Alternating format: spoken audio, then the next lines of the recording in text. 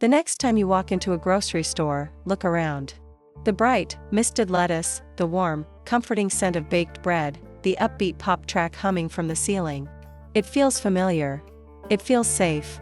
But the reality is much darker. You are walking into a highly engineered, multi-billion-dollar psychological trap designed to extract maximum cash for minimal value.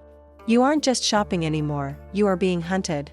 If you've left a supermarket recently clutching a single bag of basic items, staring at a $70 receipt, and wondering if you suddenly developed a luxury organic habit, you aren't crazy. And no, it is not just standard inflation. The global grocery industry has quietly executed a massive, structural overhaul of how food is priced, packaged, and sold. It is an intricate web of corporate consolidation, algorithm-driven price gouging, and covert psychological warfare.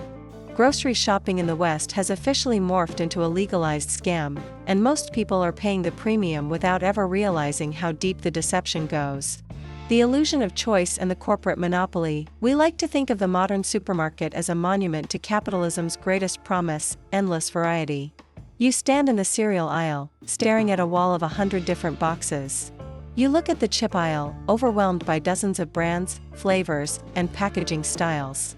But this variety is a carefully manufactured hallucination. In reality, a staggering majority of the brands you see on those shelves are owned by a tiny, elite cartel of global conglomerates. Companies like Nestle, PepsiCo, Unilever, Mars, and Mondelez control almost everything that enters your pantry. When you choose a premium brand over a budget one, you are often shifting money from one pocket of the exact same corporation to the other. This illusion of competition is devastating for your wallet. In a true free market, competition drives prices down. If brand A raises prices too high, brand B undercuts them to steal market share. But when brand A and brand B are secretly the same company, or when the entire sector is controlled by just 3 or 4 massive players, that incentive vanishes. Instead, they engage in what economists call price leadership. One giant tests the waters by raising prices, and the others immediately follow suit because they know consumers have nowhere else to go. Over the last few years, these conglomerates realized something terrifyingly profitable. They could use global disruptions as a smokescreen.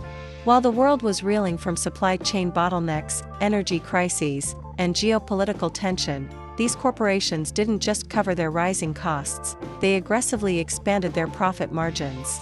They hid behind the news headlines, raised prices far beyond the rate of actual inflation, and watched their net income hit record highs. It's a phenomenon now widely documented by economic watchdogs as greedflation. They blame the supply chain, but the math tells a completely different story. Their costs went up by pennies, but your prices went up by dollars. The silent thief, shrinkflation and skimflation. The most insidious part of the modern grocery scam is that companies aren't just charging you more money, they are actively giving you less. You've likely noticed your favorite box of cereal seems to empty incredibly fast these days, or that a bag of potato chips feels mostly filled with air. This isn't your imagination. Welcome to the era of shrinkflation. Because corporations know that a sudden, sharp jump in price triggers immediate consumer resistance, they deploy a more covert strategy. They keep the price point exactly the same, or raise it just slightly, while subtly reducing the net weight or volume of the product. The engineering behind shrinkflation is brilliant and deeply cynical. Packages are redesigned with deeper indentations at the bottom, narrower necks, or slightly thinner profiles. To the casual eye scanning a shelf, the box looks identical to the one you've bought for years. But instead of 16 ounces, it now contains 14.2 ounces. You are paying the exact same price, or more, for less food. When multiplied across millions of units sold globally every single day, this fractional theft translates into billions of dollars in pure, unearned corporate profit. But it gets worse. When shrinkflation hits a wall, companies pivot to an even more deceptive tactic, skimflation. This is the practice of quietly reformulating a product to replace high-quality, expensive ingredients with cheaper, inferior substitutes. That premium pasta sauce you love? They've dialed back the extra virgin olive oil and cranked up the water and cheap canola oil. Your favorite ice cream? It's no longer legally allowed to be called ice cream because they've replaced real dairy fat with chemically altered vegetable oils and whey proteins, forcing them to rebrand it as a frozen dairy dessert. You are paying premium prices for ultra-processed, degraded formulations. The nutritional value is stripped out, replaced by cheap fillers, sugars, and stabilizers designed to mimic the texture of the original product. They are charging you more to feed you garbage, betting that your busy schedule and fatigued brain won't notice the subtle changes in the ingredient list. Architectural warfare, the supermarket floor plan. The moment you grab a shopping cart, you are stepping onto a battlefield where every single square inch has been weaponized against your psychology. Supermarkets are not designed for convenience. They are meticulously engineered to maximize your time in the store and force impulsive spending. Consider the shopping cart itself.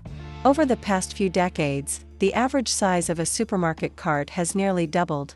This is a deliberate psychological trick. Human beings possess an innate desire for completeness. An empty or half-filled cart triggers a subconscious feeling of scarcity and deprivation. The larger the cart, the more items you will mindlessly toss into it just to make the space look reasonable. Then there is the layout. Have you ever wondered why the absolute essentials, milk, eggs, meat, and fresh bread, are always located at the furthest, most inconvenient corners of the store? This is a calculated strategy known in the retail industry as decompression and routing. To get a simple carton of milk, you are forced to navigate a gauntlet of temptation. You must walk past endcap displays glowing with high-margin snacks, promotional towers of soda, and beautifully lit seasonal items. Every extra foot you walk increases the probability of an impulse buy. The sensory manipulation is relentless. The produce department is almost always placed right at the entrance. Why? Because the vibrant colors and fresh scents trigger an immediate psychological halo effect. It makes the entire store feel fresh and healthy. More importantly, it alleviates your consumer guilt. Once you've loaded up your cart with fresh spinach and apples, your subconscious gives you permission to indulge later.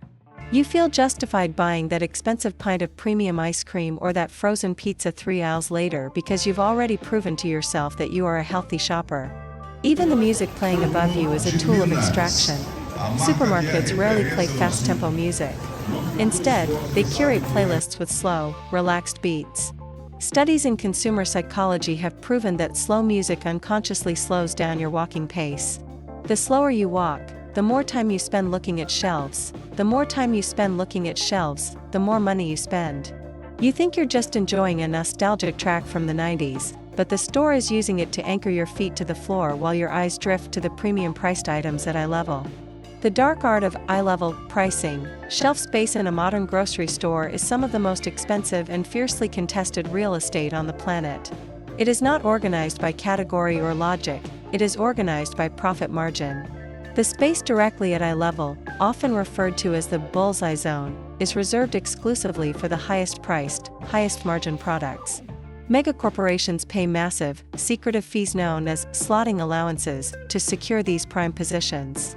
They buy up the eye-level space to ensure their premium products are the very first things your gaze falls upon. If you want a bargain, you have to fight for it. You have to force yourself to look down at the bottom shelves or reach up to the very top. That is where stores hide the generic store brands, the bulk items, and the genuine deals. They deliberately place these budget options in awkward, physically uncomfortable locations because they know the average, fatigued shopper will instinctively take the path of least resistance and grab the item right in front of their face. And the target changes depending on who is doing the looking. Walk down the cereal or toy aisle and look at the bottom 2 shelves. What do you see? Brightly colored boxes featuring cartoon characters with eyes engineered to look slightly downward.